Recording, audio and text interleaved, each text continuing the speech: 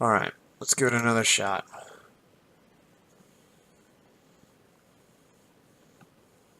I think you're right. That's like one of the biggest things I'm thinking is that I should have just not been trying to get stuff on board for big turns as much as just killing that Soulscar Mage earlier. That being said, a lot of the spells that hit me with that Soulscar Mage would have killed the things they were targeting anyway. But yeah, I think you're right. I'm gonna keep this one. This isn't great, but it's not the worst. We might shock them at the end of the turn.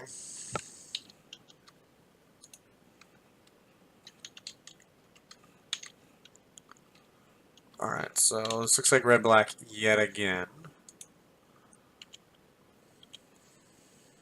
I would have loved a Soulscar there to target, but we're just going to do this. So, talking to Mike about it, this is what we're doing because we want to get our... When we play this Flame of Kill, we don't want to lose value off the cards we have in hand.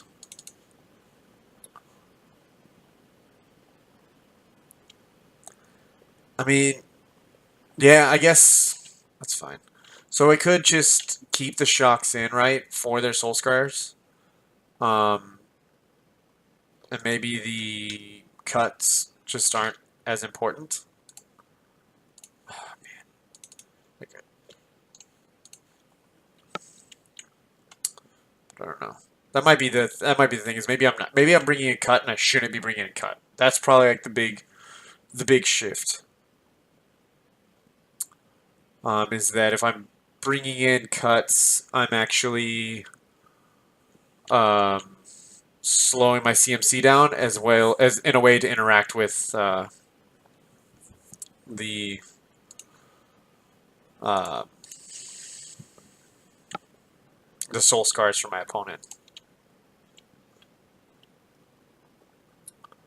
So our opponent's missing land drops, but that means that they're going to only have gas. It also means I should hopefully be able to generate enough value off of this Flame of Keld. So my spreadsheet's going to auto-calculate my win-loss percentages versus each archetype that I record, as well as the overall deck's archetypes. So I'm tracking, with a couple different players, I'm tracking multiple decks. I've got win results for Red Keld and Blue Eye Control and Red Black. Man, get out. There's nothing I hate more than just like my opponents keeping these like real narrow land hands and they just get there. Just always get there. It's gonna be like the last Keld where I draw 3 lands. Last time that happened. Okay, there we go, that's improvement. Okay.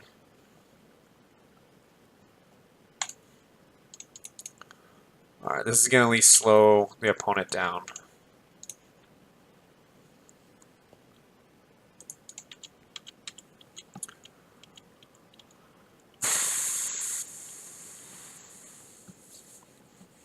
If we hit a land, we can eternalize our Earthshaker Kenra. Our opponent. Right now, I only have the standard spreadsheet. I'm working on developing the modern one. There's just a lot more decks in modern to have to choose and identify.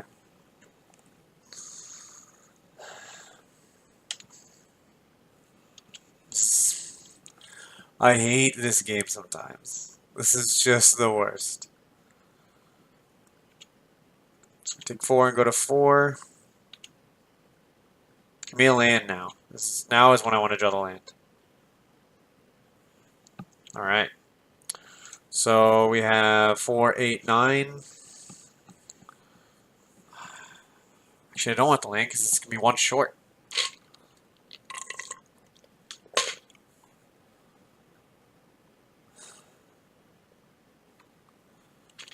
So this list, the one I'm running, doesn't run Carry Zev, and I think that's been a big backbreaker. Yeah, that'd be nice. Or Punching Bag.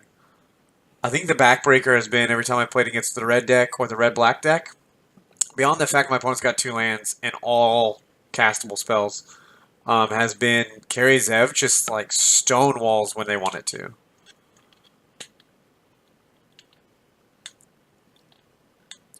So if I keep back Earthshaker, Kinra...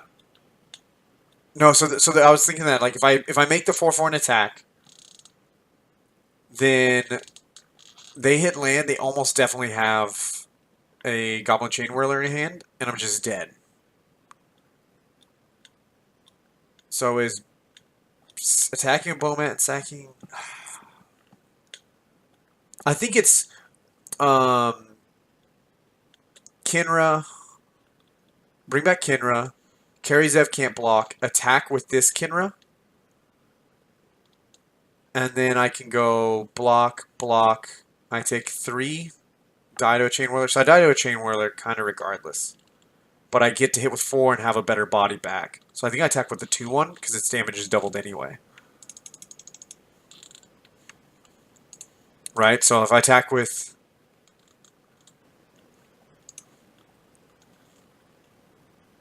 I attack with this Kinra because it hits for 4. And then they attack back. I chump with Bowmat and this Kinra. I take 3 and go to 1. I'm dead to a burn spell. I'm dead to a land and a Chain Whirler.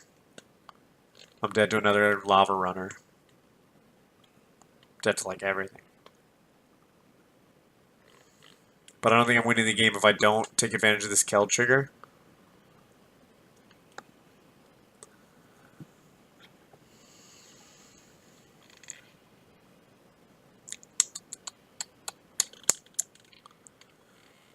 Yeah. It's really not a good attack. I think like they've missed land drops, right? So they've missed 4 land drops. But probably that's all 3 drops and they miss a land drop. I'm just giving away 3 points of damage. Alright. I mean, yeah, he has 3 spells in hand, but like, if I attack with anything, so now that I've attacked with this, I'm dead regardless. So I'm likely dead no matter what my opponent has. Because, I mean, obviously they don't have lands. So unless they have all 3 drops and they draw another 3 drop, I'm dead. Yeah, so I'm just dead. I was dead no matter what I did. There was no winning that game. My opponent won off of just their 2 lands. They're Wizards Lightning, so they're the mirror match. They just have Carry Zevs.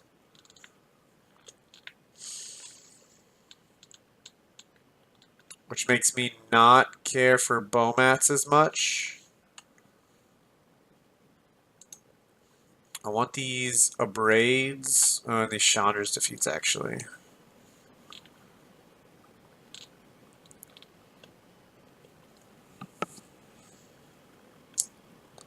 Got a Pyromancer for this other Abrade.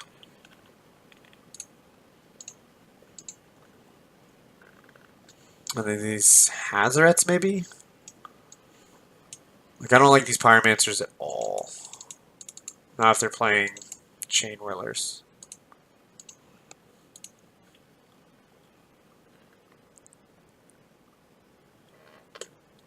Which then do I need to bring in this mountain?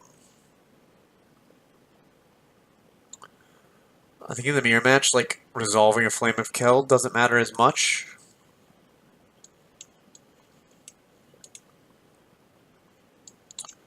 Because a lot of the ways we're establishing board states are getting messed up.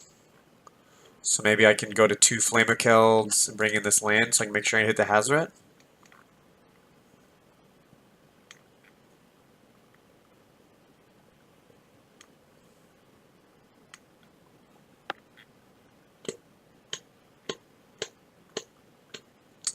I think we're just trying this.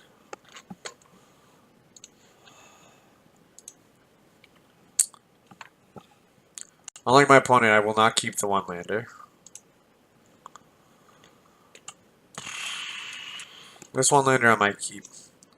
On the play, we get the Scry, we have double Lava Runner, and a Wizard's Lightning. 20 lands in the deck. We're going to keep this one. Put that on top. Lava Runner.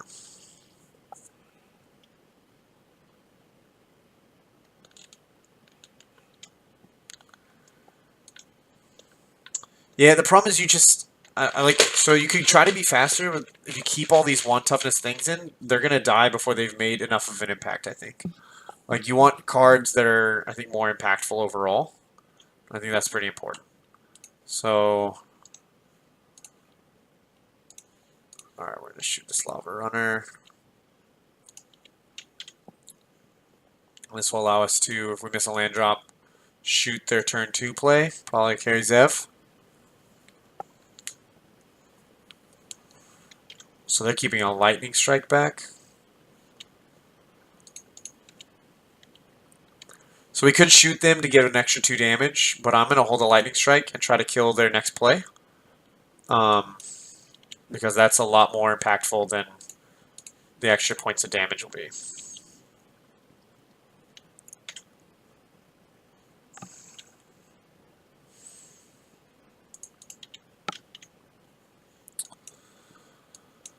Yep. Chandra.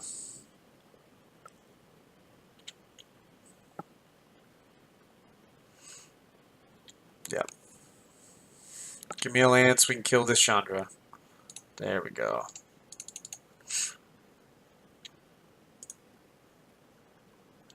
Get that Chandra off the board. So if we hit another land, we get to go Hazret, and that should take over the game pretty effectively. That's fine. Alright, so yeah, now we just take over the game.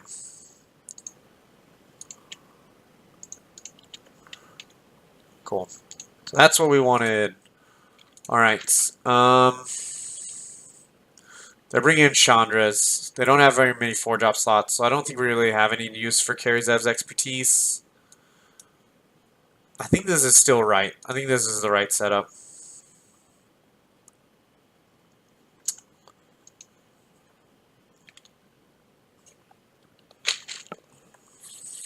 So I'm just going to run that back.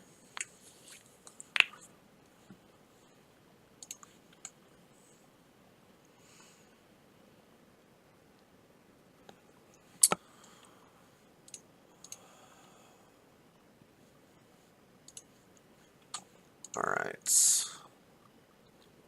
Scroll down so we can record this.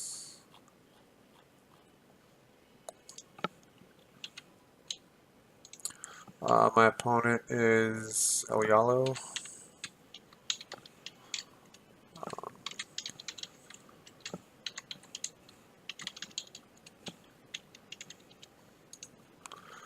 Alright. It's a very reactive hand. We need a land for this hand to be very good. If they go turn 1 Soul Scar Mage, this hand looks a lot worse. Not being able to interact with anything until they're 2-drop. But I think this is the kind of hand we want in the mirror match when we're on the draw. Just a lot of interaction until our 3-drops can come in and make a difference.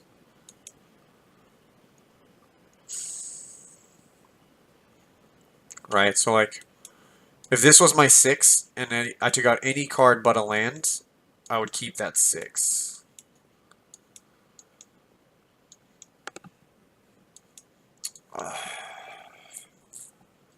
I think this is good enough to keep, but it's not very exciting and it's not very promising.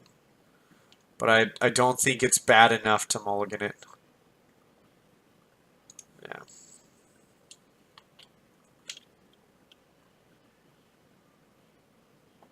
Yeah, that's not the play we wanted to see them make.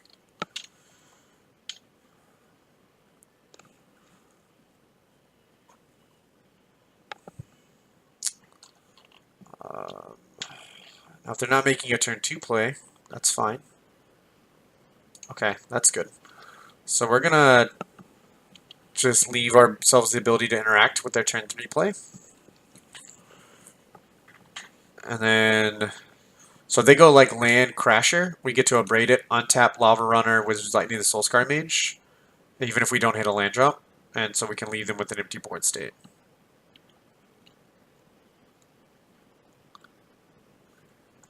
Alright, so we're just going to kill this Soulscar Mage. This also means our opponent's very possibly on just a reaction pure hand. Burn spell, burn spell? Okay. So I'm going to throw a lot of stuff away to keep this Soulscar Mage alive. So we're going to go Lava Runner. And we're going to Parade the Soulscar Mage. And then we get to attack for 2.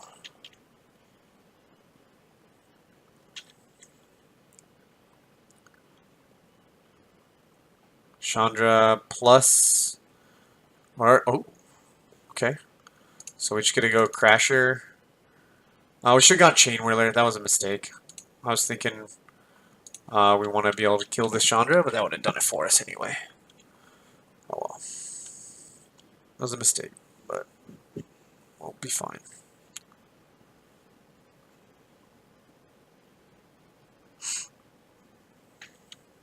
Okay, so now we'll actually do it the right way.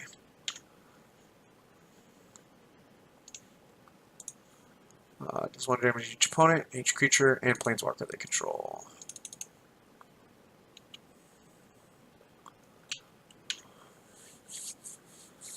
If we hit a land, we get to go Crasher and Kenra. Well, if we hit a wizard, kill this Chain Whirler. Okay, so they were trying to work towards their Flamekilled. They had a really high CMC for a Flamekilled hand.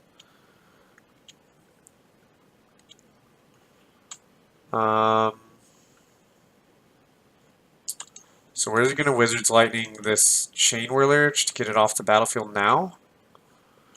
And we can shock anything they play next turn. I want to just go and get that. I mean, I'm at 11. I don't want to take a free hit by a Chain Whirler. So I want to be able to interact now as opposed to later. Yeah, defeat. And Hazoret. That's real bad. So we go to 6. That was a good 3 off that Flamekilled.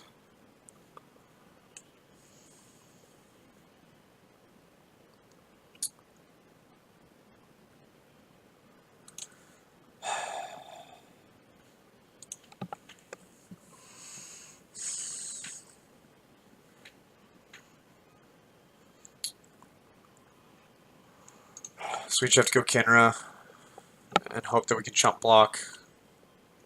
Keep Lightning Strike and Shock open for anything with like haste they might be able to play.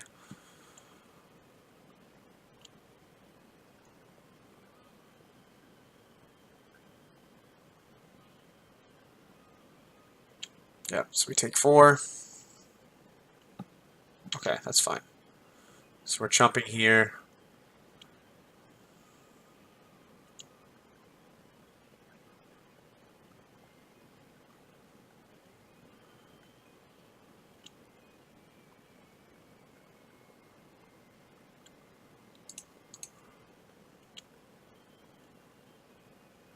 We're dead to just a ton of stuff. So we're going to Lightning Strike them.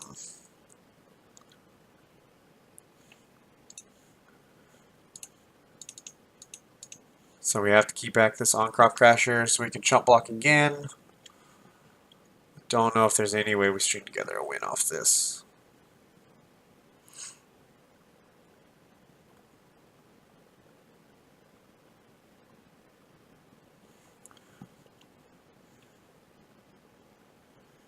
I move to combat, we...